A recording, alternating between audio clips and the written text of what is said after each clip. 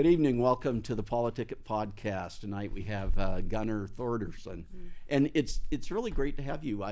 You're kind of stepping out there with this run for committee man because that's kind of been a lifetime achievement award for a lot of people, right? So what was your thinking getting into that? Yeah, I really just felt like we're in a moment right now where I talked to party members, delegates, the youth.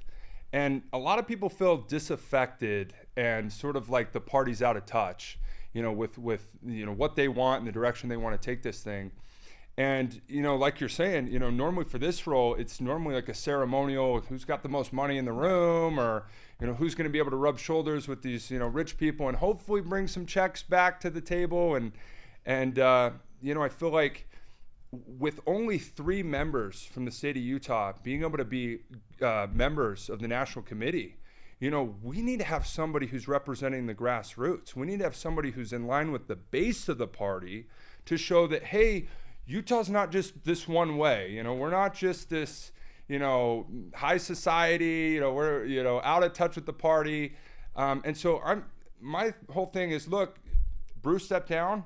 And I saw it as a huge opportunity for somebody who's a strong grassroots conservative to step in there and maybe bring some representation to the table here, from the state of Utah on the national level that, quite frankly, we've been missing for a long time. So, that's why I decided to step in. And, there's obviously more I could go into in terms of like why I got into politics. Tomorrow you're it's here, isn't it? And I've been working hard all week.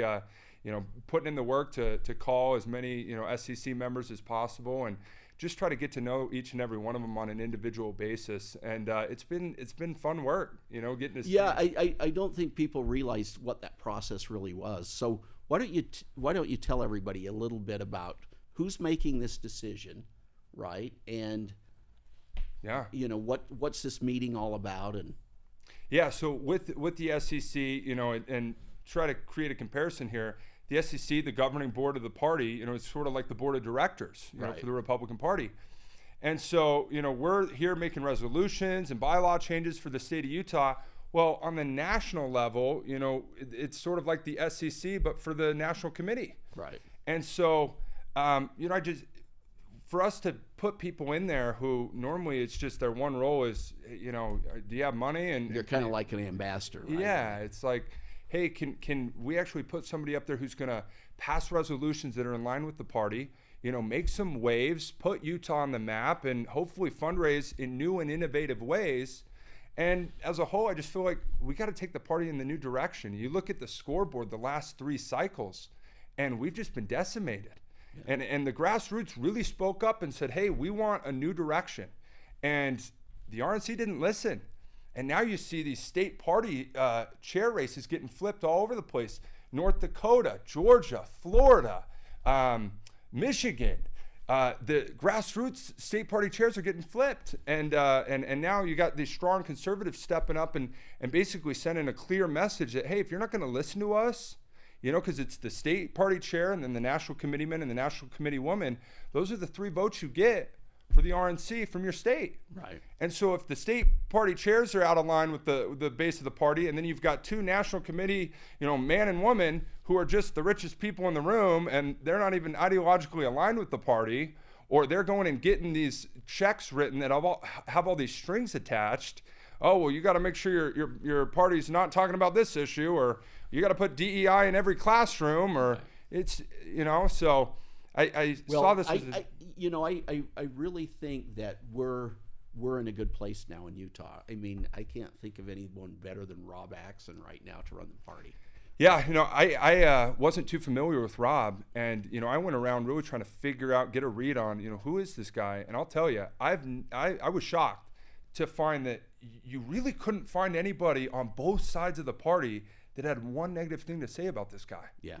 And I was shocked at that. I'm like, holy cow. And then I started seeing his interviews. I watched his interview on here, and I was like, wow, this guy's good. He's good. Yeah, he is. He's good at really threading that needle of not pissing off, people on the far left or far, wings of our party, but really empathizing too with both sides. Like, hey, here's where everybody's coming from. And I think he does have a goal to align the party more with the base, and he seems to have an appetite to fix the SB 54 issue, and I think the main goal is, hey, if we can raise a bunch of money, throw our own primaries, or start to provide a lot of benefits to the candidates by going through the convention system, then we don't even need to worry about the signature path, because people won't even dare doing that, because then they'll lose out on all the benefits that we have to offer. And I'm just ready for us to get at least united to the point where everybody's at least okay to sit at the same table. We may disagree vehemently on how we're going to solve these issues and the implementation of it,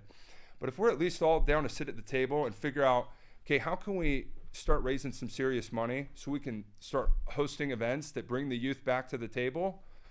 Well, then we can put our party on the right track here, where we can go out there and register new voters, because we're losing the youth. Yeah. And that's part of the reason why I'm running, because I feel like they don't need to see some old guy who's been in there 20, 30 years or whatever, or just some rich guy who's not engaged with the issues and hasn't really been engaged much on the big fights that we've been fighting in the trenches. They want to see a young, fresh, new perspective, and I feel like I've got a unique opportunity to really offer that and go and deliver for the party. So I'm excited. Well, Gunnar, we're going to take a break, and then we'll come back, okay? Let's do it. Hey, gang. For all things Utah politics, make sure you tune in to PoliticIt, the greatest podcast around, with your host, Senator John Johnson. We'll see you soon. Ciao, baby. Welcome back to PoliticIt. We've got Gunnar Thorderson here. And so let's talk a little bit about this committee, man, because this is a pretty crowded field, right? Yeah. There's a lot of people running, a lot of great people running. I feel like I'm uniquely positioned here, where I can really give a voice to the grassroots and the base of the party, so that they feel like their voice is heard. But I also have a lot of strengths and connections. I have deep ties with Turning Point USA over the last 11 years that I've been able to nurture, and they've already connected me with some power players at the RNC. So I'm prepared on day one to hit the ground running, working to get some resolutions and working to get some new leadership in place so we can take this party in a new direction. So it seems like to me, I've been watching this a little bit, and I looked at the leadership of Rob Axon, and this new push to get our young people really involved, right? And that's where I think your connection with Turning Point and other things are really good things to bring the youth back to the Republican Party. Oh, 100%. Yeah, no, I'm really impressed with Rob. I think he's done a really good job of kind of threading that needle between what's sort of become two wings of our party. And you can tell Rob wants everybody involved. I don't think we survive as a party with just, one way or the highway. It's like everybody's got to be involved. We're obviously going to disagree on things, but if we can at least just keep that cordial environment where we can all at least work together because I think at the end of the day, everyone wants a strong Republican Party. We may just disagree on the specifics, but I like his approach, and I think I'm excited to work with him if I do get this role. How can you help him to really make that bridge to kids in college? Yeah, I think the biggest thing is we lack the outreach with the youth, and we also need new fundraising strategies, because the thing that gets the youth to the table is not these sort of Lincoln Day dinners where we're dressed to the nines and we're listening to speakers. The thing that gets these youth to the table is these events where it's debates. They would consider them the establishment. Yes, right? Exactly. And so, but to hold these events that the youth will come to, where we're inviting engaging speakers, or we're having some type of debate, and you've got multiple sides represented, and people are coming and they're having their hearts and minds changed. We need money to throw those events, and so. I'd love to work with Rob on how we can utilize new guerrilla marketing tactics. You have these other states that are rolling out these social media marketing campaigns where they're focused on small dollar donations. So you got a little video on Instagram or Facebook, and it's like, hey, they're trying to ban the Bible in schools. Right. Swipe up, and the Utah Republican Party, we're going to help fight this. Donate $10 today. Right. And what's crazy, and what we're finding from those campaigns, is that it's not even registered Republicans who are donating to this stuff. Right. So then we've got their data from Pixel, and then we can blast them with email newsletter campaigns like, hey, register to vote. Right. And these are mostly disaffected Democrats that are seeing what's happening on our southern border. They see what's happening in our schools. And you know, with Utah, we're really nice. It's like in Utah, we have the Utah way, and we like to be super nice, and that's great. But I feel like we've been taken advantage of by the left, and we've kind of just let them steamrolled in here and taken over. We've got a majority conservative state, and it does. You know, when you look at our college campuses and you look at this stuff that's propagating in our schools, exactly. You know, how is that happening in a state like Utah, right? Well, I think it's you know why they say, oh, Utahns, they always get taken advantage of with these marketing schemes or Ponzi schemes and stuff. And I really do think it's because we are too trusting, and it's love thy neighbor, and we really go out of our way to just take care of one another. And that's something that we shouldn't change. That's what makes Utah unique, and our focus on the family. And I've been all across the country, Senator, and there's a reason my wife and I chose to establish our family here. It's the best place to raise a family. And, you can't bring 3 or 4 or 5 kids out to, a restaurant in Southern California and not get weird looks and not have the restaurant staff be unaccommodating of your family. Right. But here, people bend over backwards to help accommodate your large family. Right. And so we have a culture here that is pro-family, pro-America, pro-help your neighbor. And we shouldn't change who we are. But I think because of that, the left comes in here and goes, oh, we can take advantage of this. Right. And they've steamrolled us. Right. And, for me, I've kind of been like, well, I got to fight back on this stuff. And I've got to throw my arrows, and I got to, light stuff on fire. And I got to make some noise, because we can't let this keep happening. And I feel like just playing the nice guy hasn't been working. But I think people are starting to wake up, and I think you can fool us once, but you can't fool us twice. Yeah. And you're starting to see that with the SEC now trending more conservative, the delegates getting shifted over. I think we're seeing a real moment here, and that's why I decided to run, because I feel like I can really give that representation that the base of the party feels like we're lacking, and then bring that to the RNC and show them this is what Utah's all about.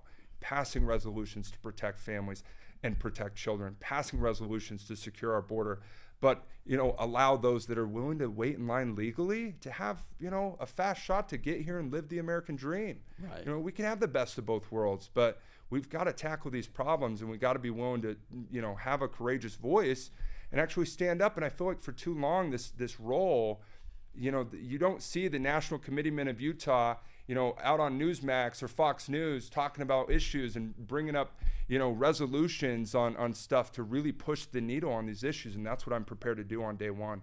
Very good. So we're about out of time, but why don't you make a pitch, okay?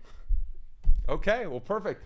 Well, I'm Gunnar Thorderson. I'm running for National Committeeman of Utah, and I feel like we're at a moment here where if you're like me, you're not happy with where this country's headed. You see what's happening on our southern borders, you see what's happening with our children and our schools, and you're sick and tired of it, and you want change. And we wanted change with the RNC, and we didn't get it. And the grassroots is starting to step up, and we're flipping state party chairs all across the country. And so I feel like this is a moment where the SEC and the state of Utah can really send a message that the Utah GOP is not just one way, and we are in line with the base of the party and with the movement that's happening in this country to make it America first, family first, and country first. And, I'm excited. I'm excited for the moment, and I feel good about it, and I hope the vote goes well tomorrow. Yeah, great to have you here. Thank you. Thanks, Senator. Yeah, we'll see you guys next week.